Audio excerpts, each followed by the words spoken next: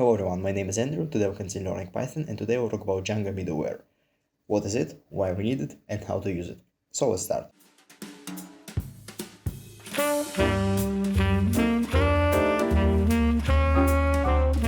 So Django middleware, and first of all, before I start talking about middleware, I need to say that if you don't know anything about Django, so that's your first video, maybe it's not for you. In terms of knowledge, if you watch that video, you'll get something about middleware, but because middleware is very widely used nowadays. Every framework, every library, a lot of libraries have middleware inside of them. But in terms of Django, you will not gain anything because middleware is a little bit of an advanced topic in Django. So if you wanna follow along with that video, you need to be familiar with Django, what is it, how to use it, and so on. So what I have here, let's start with the project that I have. I have Django YouTube. It's like a name, and then we have views and urls.py. So let me open the urls.py and let me go to views.py file. So here I just have test middleware view. Now it's not that view is not connected to middleware at all. Like the middleware word in it, like middleware, that middleware word in it is just a name, like test middleware view. I can call it test view, it doesn't matter, but for me, test middleware view is the one I chose. And yeah, it's not connected or related to middleware in any form right now. However, what we have here is get function that will process all of the get requests from our users. And then we have request, and we just return HTTP response that says hello. Now let's go to urls.py. Here I just have path test view, test middleware view as view. And what I want to mention is that if you are building your own project, that is one of the biggest Django errors, so that all of the beginners make, is that you should never write views or directly import views, like using, not importing views, but like using views directly inside of your global urls.py. And that is very bad, and I explained that in my top Django errors or top Django mistakes video. So again, never do that, always use include. But for our purposes, I can use test middleware view, and yeah, I wrote it in my Django YouTube, so it's not related to any application, so I think I can use it right here. Again, for any application, if you have your global urls.py with those kind of views, so it's not like include function, but with like real views, then maybe it's not a good idea. Again, it depends on your view, what you wanted to achieve with that view, but typically it's not a good idea. Okay, so now let's go to settings.py, what we have here. And finally, middleware. Before I do that, I just want to show you my, not admin, but test view. Okay, and as you can see, it says hello, so nothing very fancy. But now we have middleware container. So middleware, what is that? And as you can see, I'm in settings.py file in my Django application. So what is middleware and how to use it? Well, middleware is a set of classes, or in terms of like what is middleware itself, not in Django. Middleware is a class that will change your responses and your requests and it will not only change like one response or one request, it will work globally. So what do I mean by it is that every response and every request that you receive in your web application will be changed in some way, will be formatted, will be analyzed, or anything. So middleware is just a global scope for you to write a code that you can apply globally. That's how it works. And now, in terms of Django default middleware, we have some options in here. So you can see we have more than, I think, 8. So we have 1, 2, 3, 4. Yeah, we have some middlewares in here. So what are those? Those middlewares are pre-built, and typically you will not want to change them. It depends, but typically you don't want to change your middlewares. Why? Because, well, actually you can change them, but typically you will not want to change most of them because they are related to security, session management, user management, for example, authentication middleware. Authentication middleware attaches user account to every request that is coming towards our views. So if you have been wondering why I can use request.user, that is request.user in my Django views. That is just because of the authentication middleware, and of course because of the session middleware and all of other things. If you know about CSRF view, so what are CSRF attacks, how to protect against them, then you probably know that we need to use CSRF token. And that CSRF verification is done inside of CSRF view middleware. So as you can see, middlewares are objects that change your responses and requests. And they not only change them, but they may check them, validate them. They can do whatever they want for every response and for every request in Django.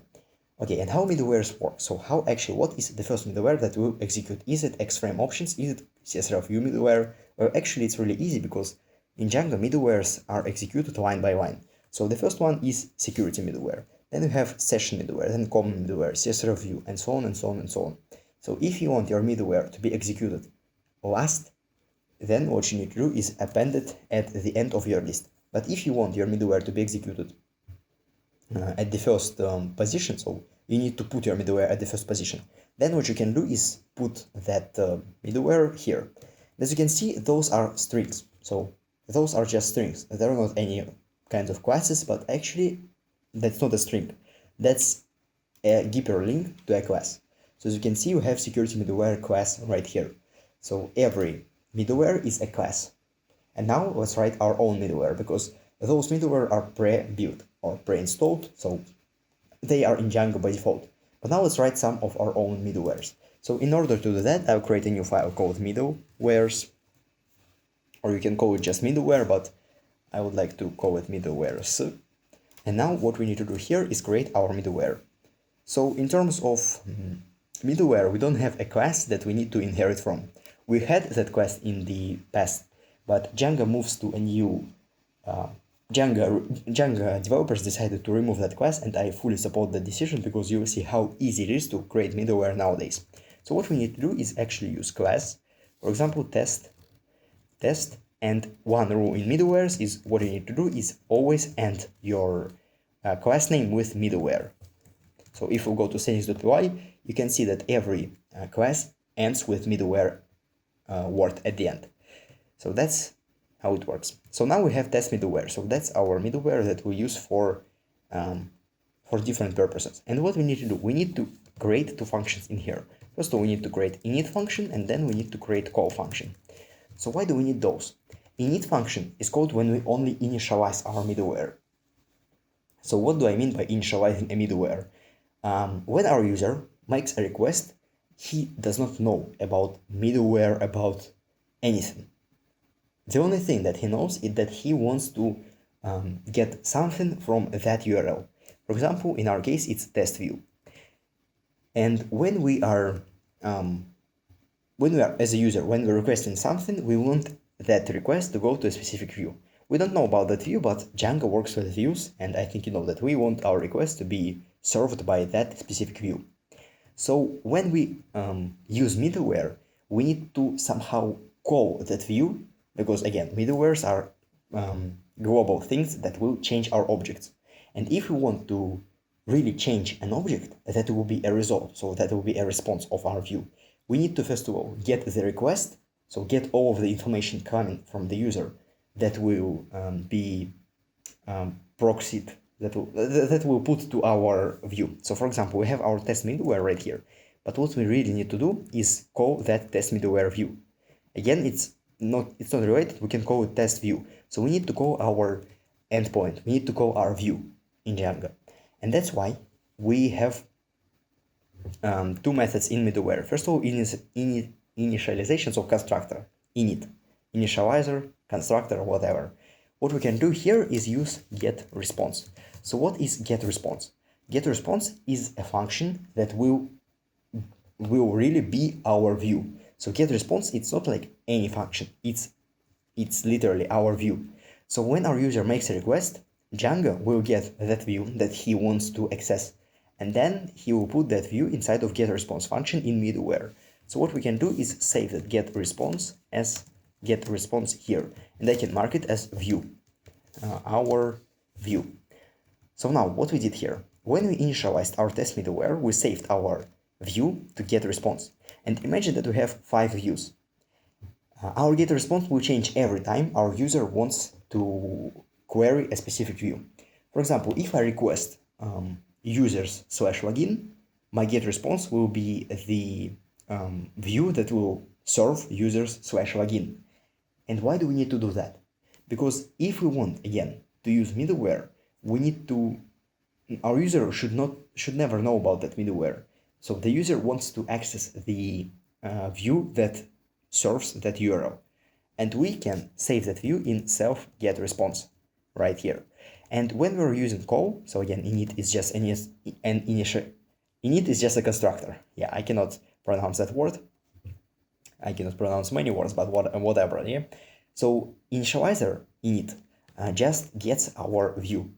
But when we need to call it, again, when we need to call our view, when we need to really execute all of the code inside of our view, we use call function in Python.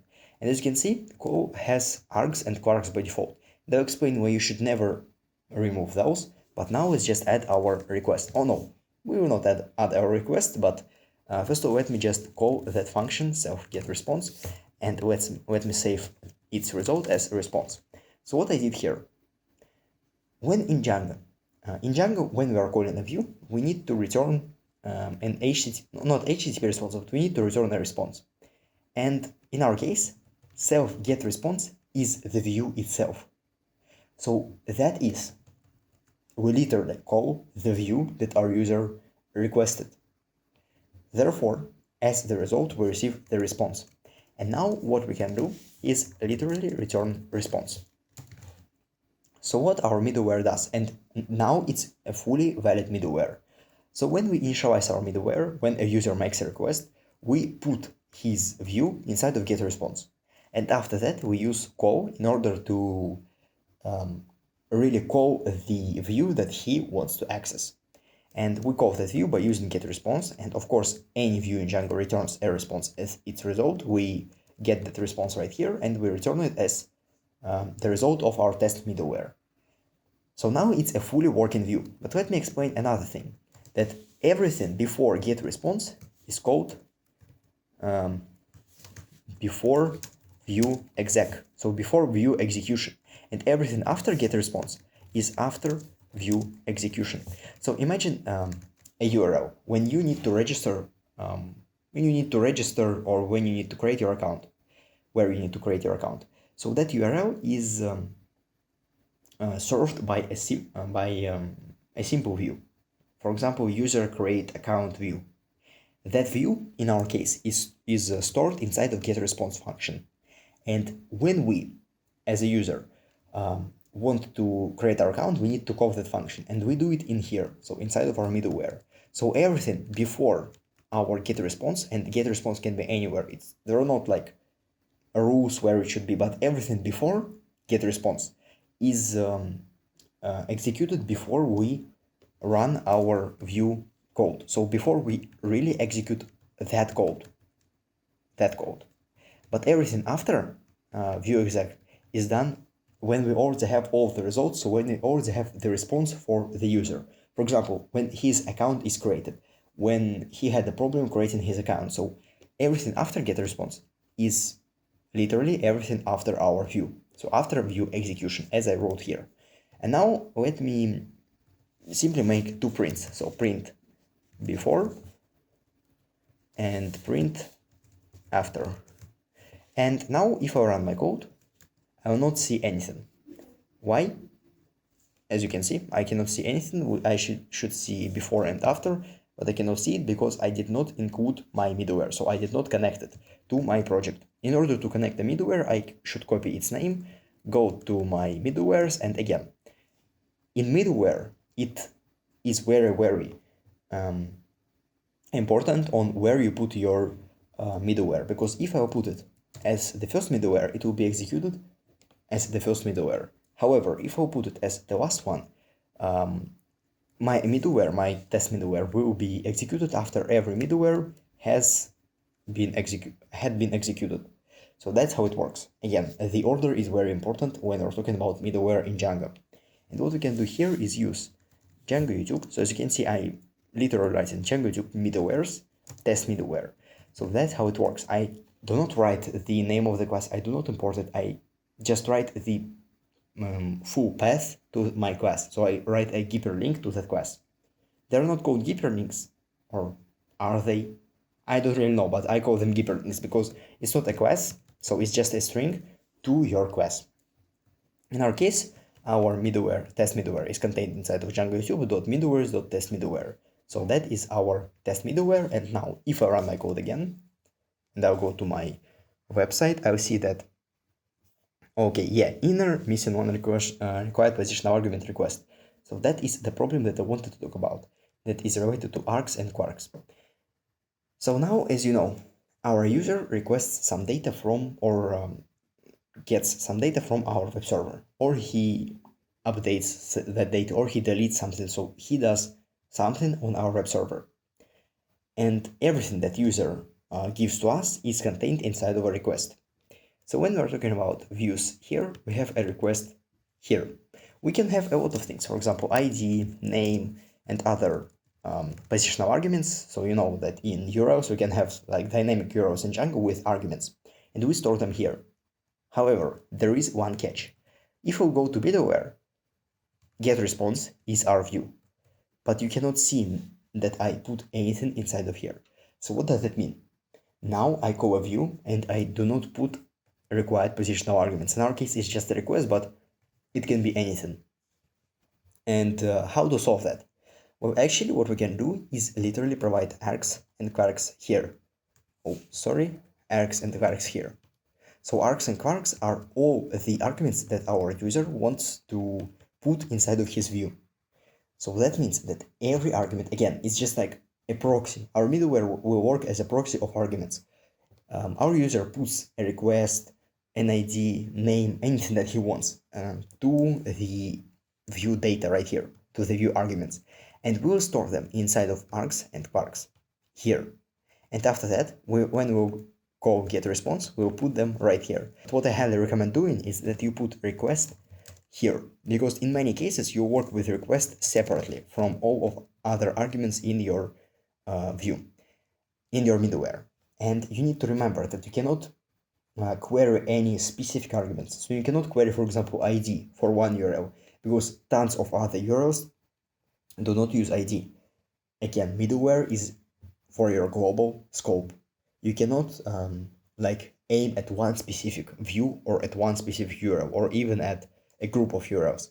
You aim, well, actually you can with ifs and request URL, but you should never do that. URL is for your global scope.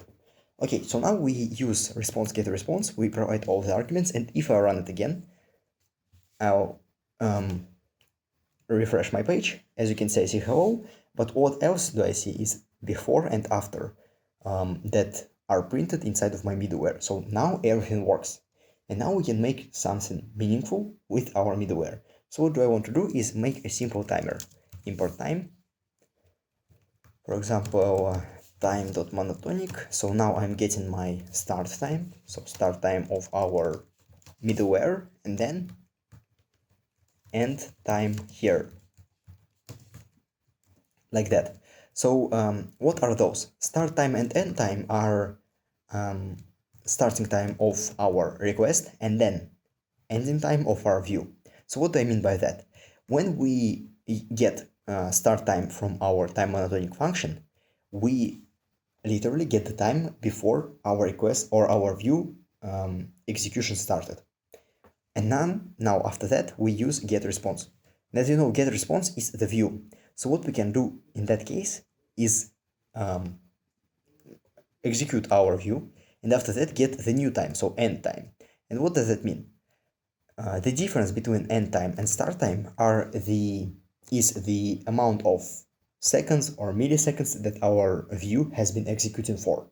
So we can literally time our views, as for example library time it does it. But now we do it with middleware. So again, we use start time as the time that our view started its work. Then we literally execute our view, and then we get the end time. And what we can do here is view has been executing for, and we can put the end time minus start time at the end. Now let's run it again. If I run it now, I think it will give me 0. Yeah, 0, 0, 0, as you can see, because 0.0, as you can see, because our view has nothing inside of it. So it only returns like HTTP response hello. But what I can do is, for example, sleep for 10 seconds. And if I do that, or not for 10, but let me sleep for 2 seconds. Let's run it again. And if I refresh my page now, as you can see, I do not receive my response immediately. And as you can see, your view has been executing for 2.0 and some garbage at the end. So for 2 seconds. Our view has been executing for 2 seconds. What does it mean? That means that our middleware works. So now we can time the amount that our views want to, not want, that our views will take, the amount of time that our views will take to execute. That's how it works. So that's all I have to say about middleware. Okay, so now we can get the amount of seconds that our view has been executing for, and that's kind of great because we can do it for all of the views. Again, if I write another view, for example, test middleware 2 view, then again middleware will execute for it as well. It will do it for every view. For example, if I go to my admin page, I have my admin here. Let me just do it like that, admin. As you can see somewhere here, view has been executing for, view has been executing for, and so on. So we can literally see like we can literally see that we have had 2 views that had been executing for 0.3 and 0.7 seconds. And if you wonder, we had 2 views because our admin page redirects us to admin/login page. That's why we had 2 views instead of 1. So that's how it works. We can do actually whatever we want. For example, if we want to change the response content, response.content equals to like that. Let's run it again. Let's refresh our page. And as you can see now, it does not matter what page I want to get, it will always return So that's how it works. As you can see, our view still executes for 2 seconds. And we can do whatever we want. We literally can change the global request and response objects in Django. But what I want to tell you that, again, middleware can be very great for your project and can be really harmful. In what ways? It can be really great for a project if you have some kind of work that you need to do for every response or for every request. For example, you need to check for the API key. You need to check for your user. You already have that middleware, so I don't know if you will want to write your own. It's probably not a great idea to write your middleware for users, but it depends. It depends on what you're writing your middleware for, because if you're writing your authentication middleware, so for user logins and so on, then not for user logins, but for user verification. So for example, if I have my GVT token or my session, what is my corresponding account in my database? Maybe that's not a very great idea, but because you already have that middleware in Django. So but for a lot of things, middleware is really, really great. For example, if you have responses, then you can log every response that is coming out of your, again, you have login. Okay, you can format all of the responses that are coming out of your Django. You can do whatever you want with your global response and request objects. Another thing that you can do is, for example, check that time on your on the computer that your user of the computer of your user and the time on the servers on your servers are equal. And if they are not, then maybe something is not alright. So you tell your user your time is past, or we don't have the same time, so you should do something. That's how it works. So you can literally change global response and the request object. But why middleware can be very harmful for you? Because again, middleware changes all of the responses and all of the requests. What does it mean? That means that middleware can probably slow down your system a lot. For example, I had a project where I needed to have an online system for my user. So every time my user logged into his account, he was marked as online. And every time he logged out, he was marked as offline. But I wanted to use middleware, so I downloaded a library which is called like Django online user, something like that. I downloaded that library and it used middleware. And the problem was that for every request, for any request. I used, or I did not use, I queried an additional SQL information. So I executed an additional queries in my database. And for every request, again, not for like any request, not for very particular or specific view, for every request and for every response, I executed at least one SQL query. And as you know, that can slow down your system a lot. So on my computer, it slowed down it for like 1 second. Every response was, or every view was slowed down by 1 second. And I think that's very significant. And because of that, I removed that middleware and wrote the system myself. So yeah, always think about middleware because it's global. You cannot change a specific request. You will change everything. And if you're doing like 5 SQL requests in your middleware, then probably your project will not work whatsoever. Okay, so that is all about middleware. It's a really great thing, but again, you should be very careful with it. So yeah, use middleware, develop with middleware, write with it, but again, be very careful. Subscribe to my channel, leave a like, thank you for the watching, and good luck.